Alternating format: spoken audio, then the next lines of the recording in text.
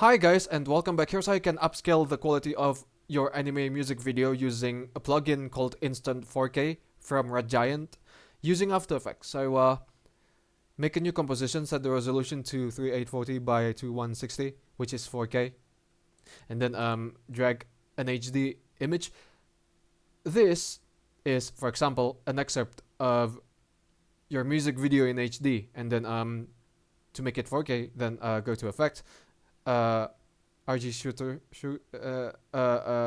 shooter suite, and then go to instant 4K, just like so. It's been enlarged, and then you can increase the sharpness, the quality, and anti-aliasing to this.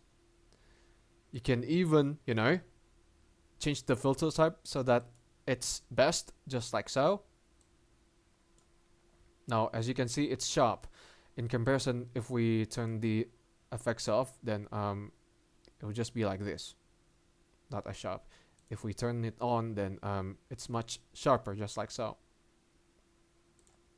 And that's how instant 4K works. If you have an HD quality anime music video and then you want to simply upscale it into 4K.